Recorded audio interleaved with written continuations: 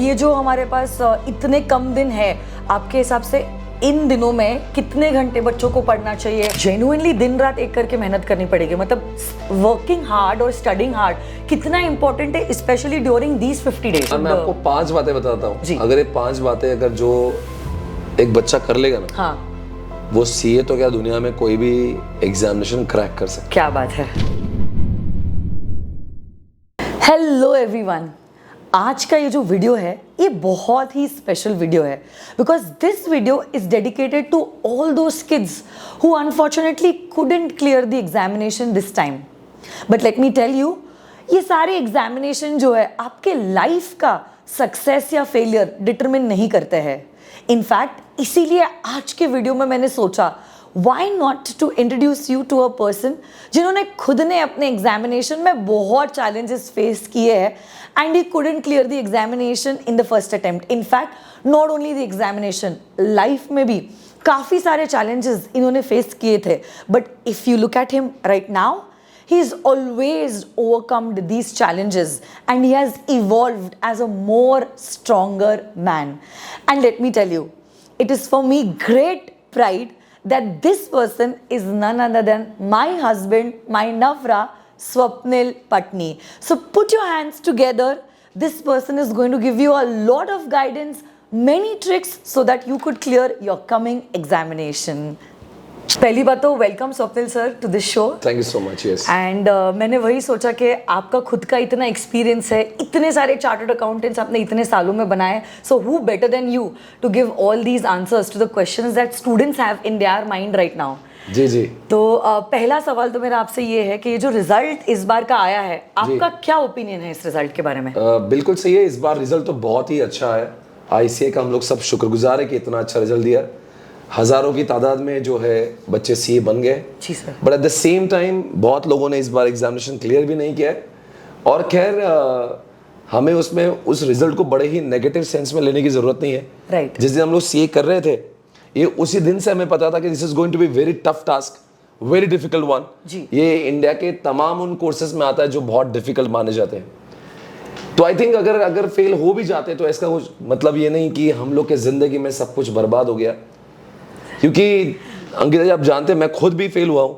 मैं वही पूछने वाली थी कि सर आज आप one of the successful chartered accountants हो इंडिया में, तो क्या इसका ये मतलब है आपने तीनों भी स्टेजेस पे फर्स्ट अटेम्प्ट में क्लियर कर दिया था? नहीं, मेरे को तो फाउंडेशन में 2 अटेम्प्ट लगे जी, इंटर में 3 लगे, और मैं वहां से सीखा, गलतियों से सीखा जी, और फाइनल में फर्स्ट अटेम्प्ट में पास हुआ। तो अगर से फॉर एग्जांपल कोई बच्चे का रिजल्ट आया है जो उसके एक्सपेक्टेशन के हिसाब से नहीं था, क्या उसे सब कुछ छोड़ देना चाहिए और गिव अप कर देना चाहिए? नहीं, बिल्कुल। अगर ऐसा सोचेंगे जी, तो ये बहुत बड़ी हार होगी, क्योंकि अगर मैं भी अगर उन 2 अटेम्प्ट में यही सोचता तो शायद से आज मेरा पॉडकास्ट नहीं लेती।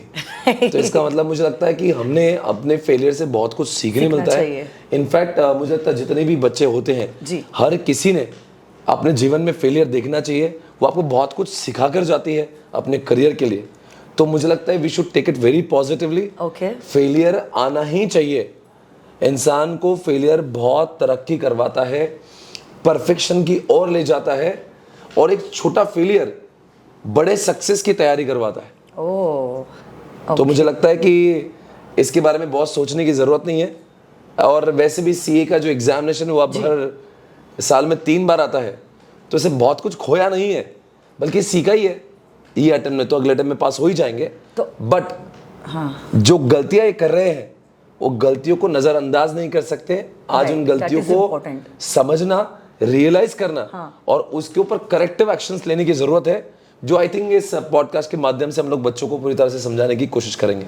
तो जी सर, फिर इसी पे हम लोग आते हैं कि ठीक है, गलती तो हो गई, हम गिर गए, बट अब आगे कैसे हम अपने आप को संभाले, इस बारे में हम आपसे रिलेटेड कुछ सवाल पूछना चाहते हैं। जरूर जरूर। एक तो पूरे करिकुलम में 2 तरीके के सब्जेक्ट्स होते हैं, एक थ्योरी सब्जेक्ट्स होते हैं और कुछ होते हैं जो प्रैक्टिकल सब्जेक्ट्स होते हैं। जी। इन बारे में आप बताओगे सर, थ्योरी सब्जेक्ट्स का कैसे बच्चों का अप्रोच होना चाहिए और प्रैक्टिकल पेपर्स का कैसा अप्रोच बच्चों का होना चाहिए? देखो, मैं दोनों भी सब्जेक्ट पढ़ाता हूँ। अब तो 16 साल का एक्सपीरियंस हो गया, 2008 से, और इसी इंडस्ट्री में पढ़ा रहा हूँ, कुछ और नहीं किया जी। और सीए हूँ मैं, सीएस हूँ, एलएलबी हूँ, सीसा हूँ। तो काफ़ी सारा पढ़ाई करने के बाद और इतने सालों के पढ़ाने के बाद अब मैं इस नतीजे पर पहुँचा हूँ कि इंसान जब फेल होता है ना, वो आईसीआई की वजह से नहीं, हमारे अपने पढ़ाई करने के तरीकों से फेल होता है। ओके क्योंकि अगर वही ऐसे अगर 25 से 30% बच्चों को पास कर रहा है और 70% बच्चों को फेल कर रहा है, जी, इसका मतलब कहीं ना कहीं हमें अपने को ये एडमिट करना जरूरी है कि मैं जो फेल हो रहा हूँ ये मैं अपने खुद के गलतियों से, अपने खुद के खराब पढ़ाई करने के तौर तरीकों से फेल हो रहा हूँ, ना कि आईसीए की वजह से फेल हो रहा हूँ। ओके अब रही बात थ्योरी कैसे पढ़ना चाहिए, थ्योरी पढ़ने के लिए आपको ये समझना चाहिए कि कभी भी आप थ्योरी सब्जेक्ट को पढ़ेंगे तो पूरा कंसेप्चुअल क्लैरिटी पहले आपके पास होना चाहिए। स्टेप नंबर 1, कंसेप्चुअल क्लैरिटी के बाद स्टेप नंबर 2, आपने हर किसी चैप्टर की समरी बनाना चाहिए जो अपने हाथों से लिखी हो। 100 पन्ने तो अपने 15-20 पन्नों का एक समरी नोट बनाए जो आपको समझ आया हो। फिर बाद में इन्हीं समरी नोट्स को आपने बहुत ज़्यादा बार रिवाइज करना चाहिए ओके ताकि वो चीज़ें आपको रिटेंशन हो जाए, क्योंकि इससे एग्जामिनेशन में मेमोरी बहुत ज़रूरी है, आपको याद भी आना ज़रूरी है। बराबर। और फिर बाद में आपने आईसीआई के सारे पास्ट एग्जामिनेशन पेपर्स, आरटीपीज और एमटीपीज को सॉल्व करना चाहिए। Okay. और उसके बाद सबसे इंपॉर्टेंट आपने टेस्ट लिख कर देखना चाहिए। Okay. मुझे लगता है कोई भी इंसान अगर इस पूरे फॉर्मेट को फॉलो करता है तो उसका थियोरेटिकल सब्जेक्ट में कम स्कोर करना ये इम्पॉसिबल है। ओके यानी कि he has to follow this methodology to get really good numbers। ऐसा मुझे लगता है। तो ये तो हो गया आपका थ्योरी सब्जेक्ट्स। जी, जी। और अगर प्रैक्टिकल जैसे अकाउंट्स का पेपर है, फाइनेंशियल मैनेजमेंट है, ऐसे कुछ अगर पेपर है तो इसके लिए बच्चों को कैसे प्रिपेयर करना चाहिए? पहली बात तो मुझे लगता है कि आपने मॉड्यूल को छोड़कर कुछ नहीं करना चाहिए। मॉड्यूल भगवान है, उसके बाद में अगर टाइम मिलता है तो आप कुछ और करें या कुछ ऐसी किताबों का इस्तेमाल करें जो मॉड्यूल को फॉलो करता है। ओके तो पहले मॉड्यूल के सारे क्वेश्चन को सॉल्व करें, फिर उसके बाद में जैसे कि मैंने कहा हर कोई क्वेश्चन जब सॉल्व करते हैं आप प्रैक्टिकल में उसको मार्क करें, वो इजी है, डिफिकल्ट है, या अगर वो कोई भी क्वेश्चन है उसके अंदर कौन सा इंपॉर्टेंट चीज है उस अलग से एडजस्टमेंट को हाईलाइट करें। Okay. ताकि अगली बार वापस से पूरे 100 क्वेश्चन आपको सॉल्व ना करना पड़े। आपका ध्यान उन चीजों पर, उन क्वेश्चंस पर, उन हाईलाइटेड एडजस्टमेंट पे जाना चाहिए जो आपने हाईलाइट किए हैं और उनका आपने फ्रिक्वेंट रिवीजन करके वो अच्छी तरीके से आईसीए के पेपर, आरटीपीएस को सॉल्व करना चाहिए। जी। अक्सर होता क्या है जब बच्चा, बहुत बच्चे मैंने देखे हैं वो प्रैक्टिकल को भी रीड करते हैं। प्रैक्टिकल रीड करने का होता है, राइट करने का। राइट। और दूसरी गलती जो बच्चे करते हैं वो जो लिखते हैं, सॉल्व करते हैं तो बड़े रफ पेज पे सॉल्व कर देते हैं और कहीं पे मार्किंग नहीं होती। एग्जामिनेशन के पहले दिन बड़ी प्रॉब्लम ये हो जाती है कि हमें समझ ही नहीं आता कि हमने कौन से चुनिंदा क्वेश्चन करना है, बिकॉज इतना वक्त तो नहीं होगा कि आप सारे क्वेश्चंस करें। Right. You should have what something prepared in advance कि मुझे 50 में से 20 क्वेश्चन करना है और 20 क्वेश्चन में ये सब देखना है। इस तरह की स्मार्ट पढ़ाई करेंगे तो मुझे लगता है प्रैक्टिकल सब्जेक्ट में पढ़ाई करना भी आसान होगा और एग्जामिनेशन के पहले दिन भी रिवाइज करना आसान हो जाएगा। अभी ऑलमोस्ट जुलाई तो आधा खत्म हो चुका है सर जी। तो हमारे पास जुलाई है, अगस्त है और बच्चों का एग्जामिनेशन इज ड्यू इन सितंबर जी। तो अब ये जो हमारे पास इतने कम दिन है, आपके हिसाब से इन दिनों में कितने घंटे बच्चों को पढ़ना चाहिए, कैसा अप्रोच होना चाहिए सो दैट ये कम टाइम को मैक्सिमम यूटिलाइज कर सकते हैं to get a good number? देखो अभी मान लो 15 जुलाई के आसपास हम लोग बैठे हैं, 15 दिन इस महीने में बचे हुए हैं, 30 दिन आप 30-31 दिन अगस्त के मान लीजिएगा तो 45 दिन और वहाँ पे 10 दिन और मान ली तो 55 दिन का ये है। समझ लो 2-5 दिन आप नॉर्मल लॉस पकड़ के चले, 50 दिन हमारे पास में इन जनरल है। अब 50 दिन में अगर चाहते हैं, ऑलरेडी बच्चा पढ़ा हुआ है तो दोनों ग्रुप दे सकता है, देयर इज नो डाउट जी, दोनों देना चाहिए। बट मेरा एडवाइस है ग्रुप 1 की पढ़ाई पहले करे या कोई भी दोनों में से एक पहले पढ़ाई करे। ओके। और जब वो कॉन्फिडेंट फील करेगा तो दूसरे ग्रुप को उठाए जी, नहीं तो फिर वो दोनों के चक्कर में कुछ नहीं मिलेगा। और मुझे नहीं लगता कि इम्पॉसिबल टास्क है अगर हम लोग 14-15 घंटे रोज पढ़ने की तैयारी रखते हैं जी। और सही मेथोडोलॉजी के साथ पढ़ते हैं, समरी नोट्स बनाते हैं, उसको बार बार रिवाइज करते हैं तो ये मुकाम भी मुझे लगता है अचीवेबल है।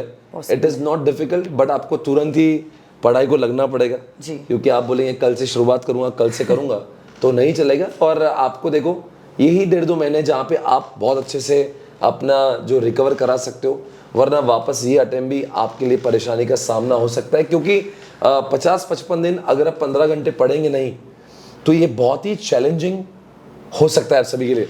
तो इसलिए दोस्तों ये मुझे लगता अचीवेबल है तो मतलब ये जो आप बोल रहे हो 50-55 दिन, क्या इनको जेन्युइनली दिन रात एक करके मेहनत करनी पड़ेगी? मतलब वर्किंग हार्ड और स्टडिंग हार्ड कितना इंपॉर्टेंट है स्पेशली ड्यूरिंग दीज 50 डेज? नहीं, मानता हूँ कि क्वालिटी पढ़ाई होना चाहिए, मानता हूँ टैलेंट होना चाहिए, बट जहाँ तक कि सीए के एग्जामिनेशन का सवाल है, ये सब ठीक है, पर क्वांटिटी इज ऑल्सो इम्पॉर्टेंट। आप कितने घंटे पढ़ाई कर रहे हो? कि we have seen lot of people, they were really intelligent in the schools and academics, but they really couldn't do so well in CA examination because ये एग्जामिनेशन केवल नंबर ऑफ आवर्स की क्या बोलते हैं, सिर्फ टैलेंट की नहीं है, नंबर ऑफ आवर्स की भी है। So I think quality and quantity का राइट बैलेंस स्ट्राइक ऑफ करना बहुत इंपॉर्टेंट है। आप बहुत होशियार हो बट आपको पढ़ना नहीं है और आप वो होशियारी में फिर आप फेल हो जाओगे, और एट द सेम टाइम आप से 16-16 घंटे पढ़ रहे हो बट आप इफेक्टिवली नहीं पढ़ रहे हो, तो वो भी आपको रिजल्ट नहीं देने वाला है। So I think quality quantity दोनों इंपॉर्टेंट है, और उसका परफेक्ट अगर आपने बैलेंस स्ट्राइक ऑफ कर लिया तो आई थिंक आपको पास होने से कोई नहीं रोक सकता है। बिल्कुल बिल्कुल सही कह रहे हैं। तो सर इस अटेम्प्ट में अगर कुछ बच्चे हैं जो क्लियर नहीं हो पाए हैं जी, तो what would be your message to them? देखो कैसा है कि मैं समझता हूँ जब बच्चे फेल हो जाते हैं, वो हताश हो जाते हैं, निराश हो जाते हैं, बहुत डिसअपॉइंटेड हो जाते हैं, उनके परिवार के लोग भी निराश हो जाते हैं, और कई के बच्चे तो सीए को छोड़ने की भी सोचते हैं जी। इन सारे बच्चों को मेरा एक मैसेज है कि आप एक थोड़ा सा लाइव देखिएगा। If you compare your self, आपके सीए के डिग्री को अगर आप कंपेयर करते हो कुछ और डिग्रियों से, एग्जाम्पल आप डॉक्टर या मेडिकल फील्ड की बात कर लीजिएगा, जहाँ पे एक डॉक्टर या मेडिकल फील्ड में हमें अपने आप को सेट करने के लिए इतना सारा एग्जामिनेशन पहले देते हैं, एमबीबीएस होता है, एमडी होता है, इन सारी चीज़ों बहुत पढ़ाई इन लोगों को करना पड़ती है। ऑन एन एवरेज जितना मैं समझता हूँ 28-30 साल के बाद में अपना करियर ये शुरू करते हैं। हम बहुत फॉर्चुनेट है कि हम सीए के कोर्स में हैं, 21 साल 22 साल और 1-2 अटेम्प्ट लगे तो 23 साल मैक्सिमम सीए बन जाते हो। तो भाई साहब आपने खोया ही क्या है? अगर आप 1-2 अटेम्प्ट सीए फेल हो जाते हो तो इट्स ओके, राइट। मतलब ऐसा क्या ही गया आपका, मतलब आप बूढ़े नहीं होंगे। और ये फेलियर है तो ही तो इस कोर्स का इतना मजा है। अगर सभी लोग को पास करवा देंगे तो इस कोर्स का जो ब्यूटी है वो खत्म हो जाएगा। तो भाई साहब जब हम लोग सीए करने आए थे तभी से हमें पता था कि सीए बहुत डिफिकल्ट कोर्स है, सबने बताया था। It was a calculative risk. यहाँ तक कि बहुत लोग जब सीए करने आते हैं वो पहले से दिमाग में रखते हैं कि 2-3 अटेम्प्ट लग भी गए तभी भी मैं कितने में सीए बनूंगा। It was a thought process, come on. So इसमें बहुत ही घबराने की, डरने की, डिसअपॉइंटमेंट होने की जरूरत नहीं है। सारे पेरेंट्स से भी मैं कहता हूँ बच्चों को भी आप बहुत प्यार से ट्रीट करेगा, उनके साथ में ऐसा बर्ताव मत करिए आपके बच्चे ने पढ़ाई नहीं की। सीए वाकई में बहुत डिफिकल्ट कोर्स है, इसकी अपनी एक मेथोडोलॉजी है। धीरे धीरे 6 महीने 12 महीने इधर उधर बच्चा आपका सीए बनना है, प्लीज उसको अप्रिशिएट करें, बिकॉज सीए एग्जामिनेशन को अपीयर करना भी अपने आप में एक बहुत डिफिकल्ट चीज है, बहुत चैलेंजिंग है। तो please appreciate everybody who is doing CA, because CA करना वाकई में बहुत डिफिकल्ट है। भारत देश में 150 करोड़ की आबादी में मात्र आज तक 4 से 5 ही लाख लोग सीए बने हैं। आप जानते होंगे ये 1% से भी कम है। तो आप समझे इस कोर्स की एक अपनी एक ब्यूटी है, अपना एक अलग रिस्पेक्ट है। तो जरूर respect everyone who is appearing for CA course and who has already clear CA course. Sir और एक सवाल है जो बच्चे बार बार पूछते रहते हैं, वो ये है कि जब कभी भी आप कोई थियोरी पेपर लिखते हो तो उसके लिए क्या सारे स्किल्स होने चाहिए जो थियोरी पेपर को प्रेजेंट करते वक्त बच्चे ने ध्यान रखना है? पहली बात तो बनती कोशिश आप आईसीआई के लैंग्वेज को फॉलो करिएगा। ओके, बनती कोशिश जी। और अगर वहाँ पे सर जैसे लॉ है, I don't think so exact language तो रेप्लिकेट हो सकती है, तो और अगर आप वो नहीं कर पा रहे हाँ, राइट, तो आप अपनी भाषा में लिख सकते हो, बट एटलीस्ट उनके इंपॉर्टेंट वर्ड्स को डालने की कोशिश करें, द कीवर्ड्स। दूसरी बात आपका प्रेजेंटेशन बहुत ही अच्छे से होना चाहिए, बिकॉज आपकी जो हैंडराइटिंग है, आपका अंडरलाइन बोलो या आपके रफ स्केच, चार्ट्स, डायग्राम्स, इन सब का भी बहुत महत्व होता है जब हम लोग थियोरेटिकल सब्जेक्ट की एग्जामिनेशन लिखते हैं। ओके, तो क्या आपने मार्जिन कैसे ड्रॉ की है, आपने अंडरलाइन करना चाहिए इंपॉर्टेंट वर्ड्स को, आपने बुलेट वाइज लिखना चाहिए, इन सब चीज़ों का भी महत्व होता है। तीसरी बात, थियोरेटिकल सब्जेक्ट में लिखते समय पहला जो आपका ऑप्शन होना चाहिए वो एमसीक्यू से होना चाहिए। एमसीक्यू को पहले ख़त्म करें और बाद में जितना टाइम मिलता है आपने थियोरेटिकल क्वेश्चंस को चूज़ करना चाहिए, जहाँ पे आपने यही बात भी याद रखने की ज़रूरत है कि ना कि सिर्फ क्वालिटी बल्कि थोड़ा क्वांटिटी भी थियोरेटिकल सब्जेक्ट में मैटर करता है। और जैसे कि आपका पेपर ख़त्म हो जाए 5 मिनट आपके पास में होना चाहिए just to review every question which you have answered, कि आपने सही सब जगह पे क्वेश्चन नंबरिंग किया हुआ है, सबको बराबर से आपने टाइटल दिया हुआ है। इन सब चीज़ों का भी चेक करना बहुत ज़रूरी है। आपको पता होना चाहिए कि थियोरेटिकल सब्जेक्ट में एक बहुत लेंथ आपको लिखना पड़ता है, तो आपका जो स्पीड है वो बहुत इंपॉर्टेंट है। इसलिए आपने सभी ने एडवांस में बहुत सारा पेपर राइटिंग करके अपनी स्पीड का अंदाज़ा बिल्कुल एडवांस में लगाना चाहिए।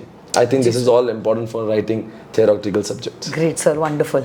तो कंक्लूड करते हैं सर, एक एंड में मुझे बता दीजिए, अगर कोई बच्चा जेन्युइनली एग्जामिनेशन क्लियर करना चाहता है, आपके हिसाब से वो क्या सारी चीज़ें उसमें होनी चाहिए कि वो चीज़ें है या वो लाने के लिए वो कोशिश करे, so that he could clear this examination and मैं आपको 5 बातें बताता हूँ। अगर ये 5 बातें अगर जो एक बच्चा कर लेगा ना, हाँ, वो सीए तो क्या दुनिया में कोई भी एग्जामिनेशन क्रैक कर सकता क्या बात है। है। नंबर 1, आपको पता होना चाहिए जो भी सब्जेक्ट आप पढ़ रहे हो उसकी कंसेप्चुअल क्लैरिटी होना चाहिए। और दूसरी बात, वो कंसेप्चुअल क्लैरिटी के साथ में आप जब भी पढ़ते हो उसकी समरी नोट होना ज़रूरी है। ओके।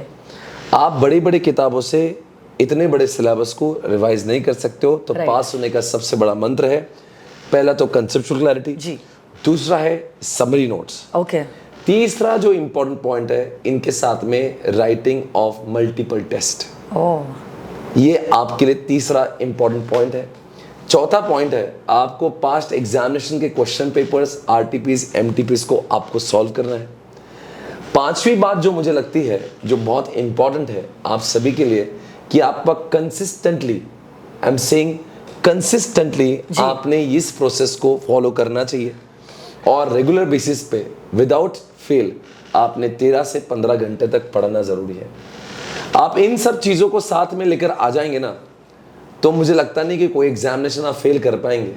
बिकॉज एग्जामिनेशन में जब हम लोग फेल होते हैं, ये हमारे पढ़ाई करने के गलत तरीकों से हम फेल होते हैं जी। ना कि किसी इंस्टीट्यूशंस के, ना कि किसी संस्था के गलत मार्किंग से फेल होते हैं। जी, बस सर इतना ही हमें आपसे जानना था। And thank you so much sir कि आपने आपका इतना वैल्यूएबल टाइम हमें दिया। आई एम श्योर बहुत सारे बच्चों को इससे फ़ायदा होगा। And yes, do share it with those who might need it. Stay inspired, stay blessed, and all the best. thank you so much. You. Thank you.